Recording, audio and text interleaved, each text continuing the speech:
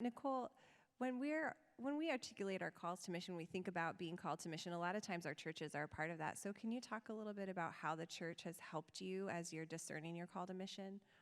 Yeah, so most importantly, the church really supported me, and they gave to me financially, which, as a college debt, I'm a next gener. I have mounds of student debt. Thanks, Northwestern. But really, thank you for the great education. We love it. And they just came alongside me and prayed for me. And I woke up this morning, and I wanted to share a story with you that I haven't actually shared, and I cry every time I think about it, so just bear with me. And I'll kind of talk about this a little later. But there was a crisis in Nicaragua, a political crisis, and I got delayed for 6 months.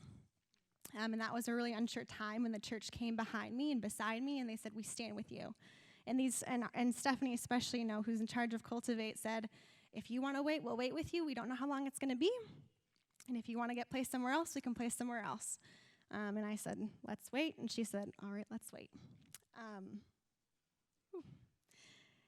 And I finally left on January 6th of 2019. And I woke up at my house in Michigan in the wee hours of the morning. And I went into my mom's room and I cried. Because this was my dream to do this, and JP was talking yesterday about dream a bold dream. And it was finally coming true. And I cried and I cried and I cried because I just was so afraid to get on that plane, and I didn't know what was waiting for me on the other end, and I just thought, this is what I wanted to do for so long, and also, what the heck am I doing? I'm just so scared. And I cried and I cried and cried. And I fast forward, and on January 6th of 2020, I got up in the wee hours of the morning at my house in Nicaragua. And I cried and I cried and I cried because I was leaving. And my host family is actually watching me today, so hola familia. And they drove me to the airport, and I was crying all morning.